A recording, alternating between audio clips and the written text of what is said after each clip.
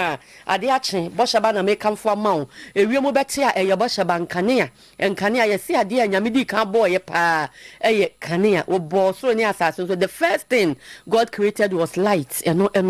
enti bra obenya chandelier kwana light gate light led floodlight CCTV cables ne cameras no obenya bi wo hanom afa ba no fana hodro ya yusu radio anase pen driver obenya bi no ye solar and rechargeable standing fan na ye de abano enye ma me bobo su nyina ko TikTok boshaba electricals TikTok ubehu se twagu a se de obehu no na ba behu ne pepepe na wa beto bi cables ahodro ni nyefi 1.5 mm ebesi 16 mm ni nyina ubenya bi wo boshaba me no wo kasa ya bie no so beso na ye ton nyama ni 2% wutu eye wholesale ni retail na ni nyina wo ba ye behwa wo kama frɛ ye 0536 095966 0536 095966 or Pablo say ye mu ewo adum ye be Kumasi Central Prisons round about no so and adum prison watch fo ni mu abrosan no masi wo ho no ne fa na ani kejeti Dubai di hwe ni mu no bi wo ho and maami atakofo dem wo prison che ebi nso ewo anopa obedidi na udidi ade aduane pa Brajenav B catering services omo breakfast wo normal one na English breakfast na chese what sem kakra aha wo benya bi ewo ho na awianso wo benya plain rice jollof rice and fried rice ede salso na eponto bi a woto na adwabo a wodi aduane beso mo hoho no Jenav B si behu no obeye aduane kama abete wanim kama wo adwabo na se o maso ye no ewo Access Bank anamaz by Ghana hwe ani mo ya ewo edum Kumasi edum ana 0247 009999 0247 009999 eso Faith Homeopathic Clinic Santasi ahema kokobi 18 mu mama Faith se fa o yare nyina bra wo de enu ketekete besa yare akese ni nyina eji ama stroke na ha wo fibroid esiche yare nam mreye na waya ni nyina wo ba Faith ebetu ase eji ama Santasi ahema kokobi 18 mu eni yare nyina wo sa ahema kokobi 18 mu na Faith Homeopathic Clinic ewo ebi won kran bogo so takrade eni emiame ahudo bebe kofo odua nyina frɛ ewo 0246 7286 75 0246 7286 75 eso midi ade mame efia nyako papa bi anopa me ni Jimmy Cliff ena wa ha yeso na kase bono enchemu eni ye hyase a ye kodi otikuru rekra ne brawe ngoma so otumfo se etutu asantemanwura na kache na ye nyina ye ni mabokonza nsam no ye ka be mfie mienu ne famuni ena mpanifo ye nhyehyeye ye abandada ne breso de ma ye asante hene esa won hwani won siesie se de be ye na asudwe won nsam ebeba na King Solomon ni nyansa eni ninim de motimi ato aye bibia ama se de asam na baka no enti de ohunu ye de koso eni mu nsam nyina se de wo hyebo ese enra eya bosumi de to so di nsia ena ode be koma mpani aso ye no wode akọ na otumfo kwa ena ode atudwa se wo no asumdwe na no wogina se wo siesie enti woni se we ya di fa na se we ya di bem we ani asem wo hwe kwan ye be fa so ebetimi aye ntotoye aye nhyehyeye ma asumdwe abanti eno wa wonsam no ena ode amama mpani nti de aka ewa abansem. Your Excellency the President, Excellency the Vice President, distinguished ladies and gentlemen, I'm here not to give a judgment as to who was wrong and who was right. I'm here to present the facts as they are, for us to have peace. It is almost about 2.5 years since your predecessor invited me to mediate in a major conflict in Boko that had not only claimed the lives of many innocent souls but had become a major threat to the security of the nation. Almost a year ago, the people of Ghana handed the mandate of the governance of Ghana to Your Excellency, and you wasted no time in reaffirming the mandate of the Boko mediation. By the grace of God, we are able to assemble here this morning for us to present to Your Excellency the report of the mission you entrusted to us. We present a report for your kind consideration, whatever action you and your government consider appropriate. Before dealing with the report, you will permit me, Your Excellency, to thank you and your predecessor for the confidence reposed in me in entrusting this delicate matter to me. There's nothing more grievous than the peace and security of the land. Any ayatie, ayo twin for say to Tosumi, the Otukrure, Brare, Necra, Mama so Asante, and any tea and into any of an Obebuarena, ye way and preparant to be as Ujin and Finfini, near one who know the Atom penny and Nemo. Not yet was so. I want some food from a National Service Authority in Penny for a day above on 10 and someone would be able to do a much money and say. Akatuya share or your payroll system no and penny 40 min na mabe for kwan so amoma was a nipa and pemu watche wahani enum 8,105 ghost names and I say a woman or matimi yini na akwa enti enum no amoma no kra nya sika bebre ya te say ye twam kra ko Ghana sika fufure or pepepe enso emua enisa na Director General Emma National Service Authority right a route dera a route de la Sedo and it's a trophy in Como and what they are to get him said ya baye na ghost names no a who you may be no and penny 4 years shaya o many many now manama bear for quantum point and time so IT reforms so it me sacra more a boy a ma near Marie and I say no more money at me a PP. Then address significant irregularities and how cartels still want to infiltrate the system with ghost names. Thankfully, the efficient and swift action taken have prevented potential financial loss to the state, which would have amounted to over 68 million Ghana cedis per year. And with this, we just start to the 8,000 people. We are determined to crack down the cartel, and we will not relent in our efforts to end ghost names. And the last time I said, at least during my tenure. And here I Director General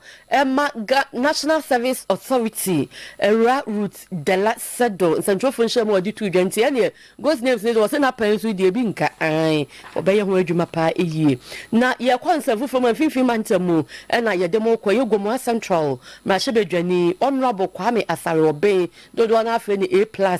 Now A+ now 1 year in Shemu and as Central Function and then some to do what you say. Do any moto any dini jatron on us and our concodia would you pay into a bomb penny John Dramani Mahama Basso papa I want to say Yahoo dra waye now A+ said your money here nika ewum and the salmon penny and your ma Nanka ya your minor japade ye bianca ba da baya dodo na ye no mobile no maja no no for so what was 1 pound to be on ma what was no one who be into which say better Ghana agenda and a resetting Ghana no e ho hye no e koso pa and nti no ogina so no odi tu ja chemu say mampani de wasanka ye samani gina bium tetem no be ye mampani esansa ne hye ene ne ma odi aguna kwam no ya de adi mpumtu ebebre o man no. This is the first time in the history of this country where a government has left for another government to take over, but projects under the previous government did not take a break. The road from the Pukwasi Road, it did not take a break. John Mahama does not politicize development. So the resetting is that after John Mahama took power, the road from Accra to Cape Coast, which was started under Akufo-Addo, is still ongoing. The resetting is that the road, the Pukwasi interchange, is still ongoing. The resetting is that we are not paying for DSTV at Jubilee House. Somebody says, so, but how much will we spend on it? It doesn't matter. We are going to spend a lot of years telling Kenyans about the good things that John Mahama is doing. And we will not wait for John Mahama to leave power before we, hey, look, we have all suffered that before. When John Mahama left power, then I came and said, hey, because I was part of those who criticized John Mahama. When he left power, hey, look, he built harbor. Hey, he built airport. In the history of this country, there is no leader who has built a new airport, a new harbor. Nobody. And John Mahama has plans to build a third port. Once you do anything, I call the president and I tell him that they are lying. Kisi and not, I will call the president. The president knows that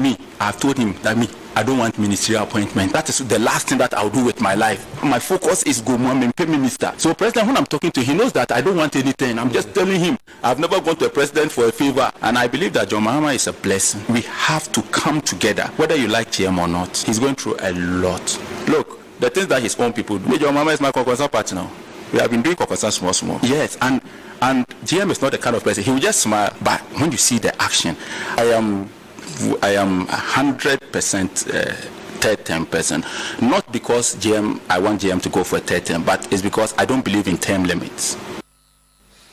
And you said your work can was think any pan or bay Juma and shut down for baby cry. And so a bra it was say, ye did to me man no so a plassi honorable Kwame as I obey Gomwa Central and I should be Jenny Nayati no. Na ye concern from a baby Maya man penny for share with ye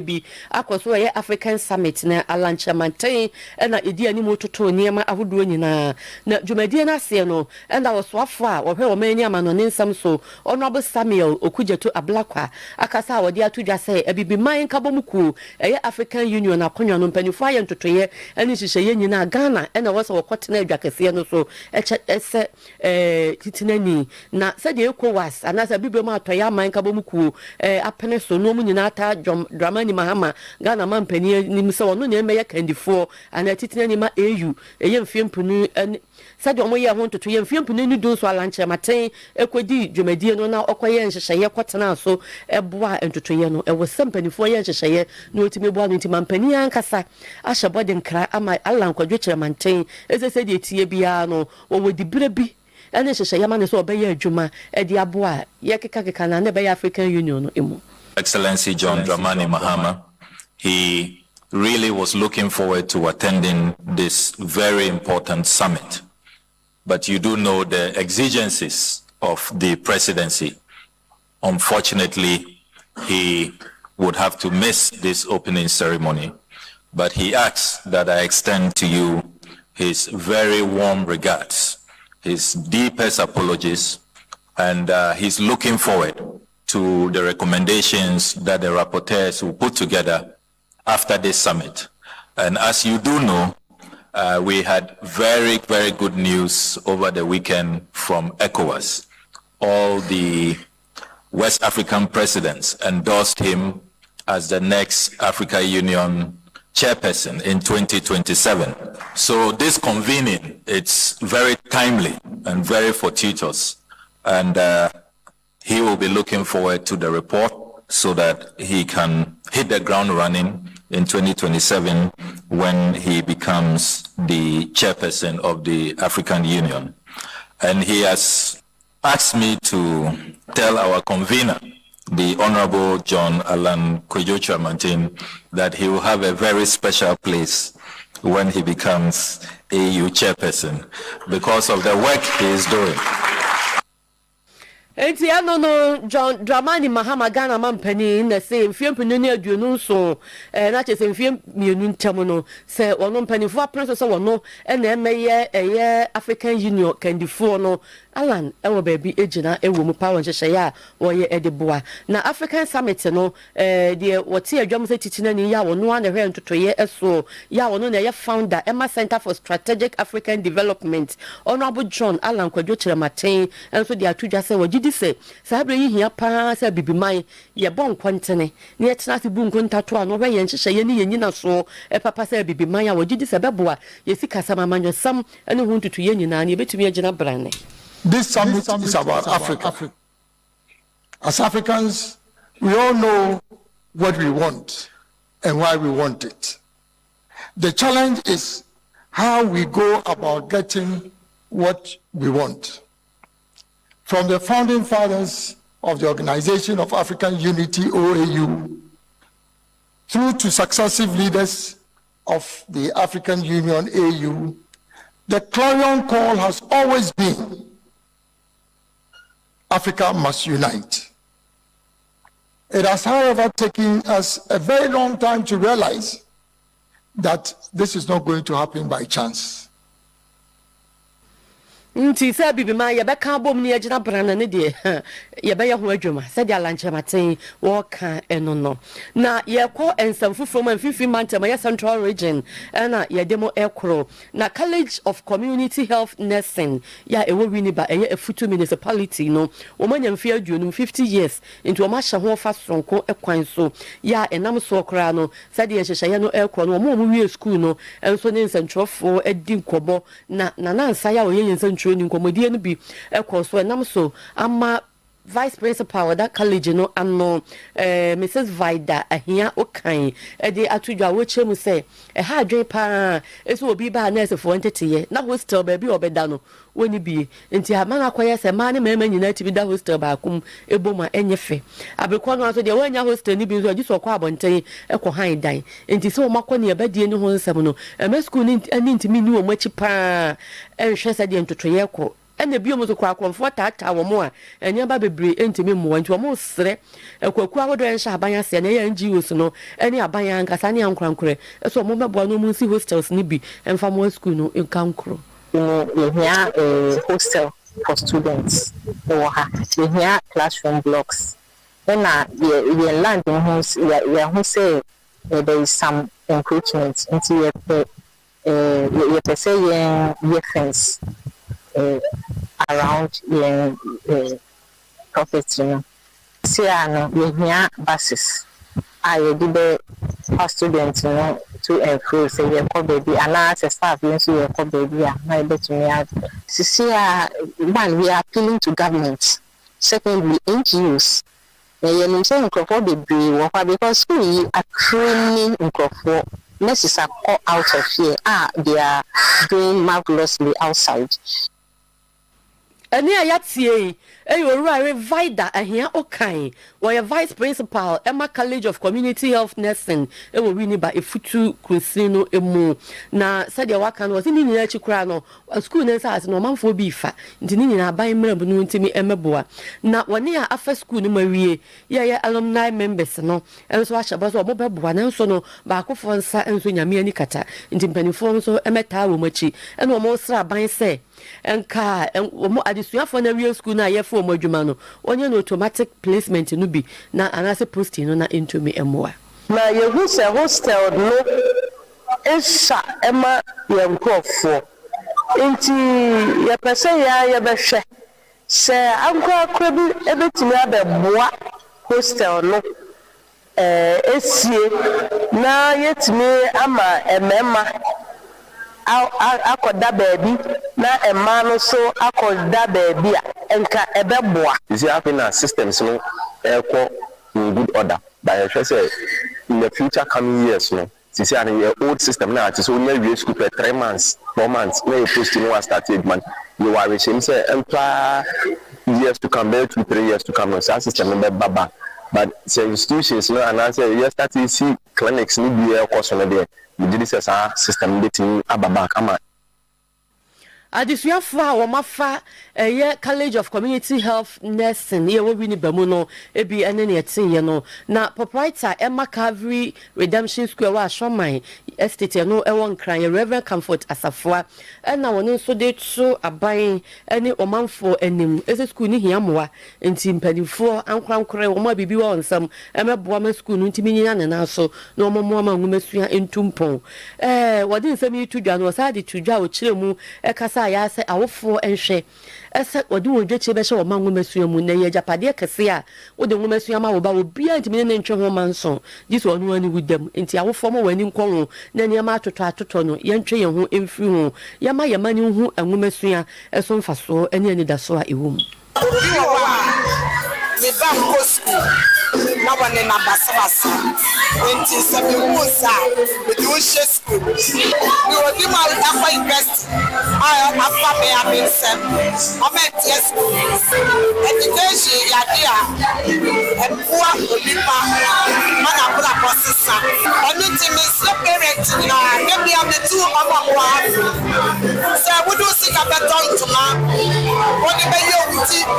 woni be ye ne me fata pa do fa akwala na e ba ni ye nyame achede esi epoa wo Owurare Comfort Asafua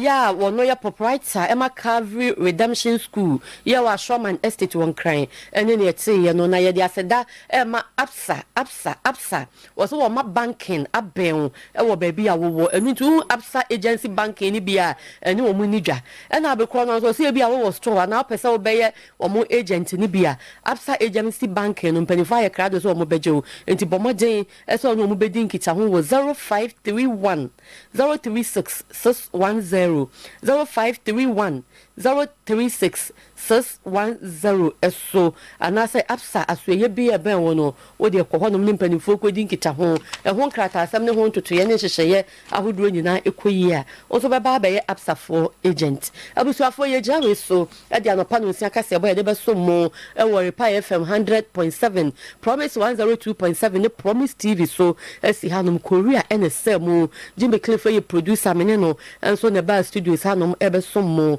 midi e de mame Efia nyako papa bi medama se ema mumu ne hwe ani tia enya ado yes ama mu nyina afihia pa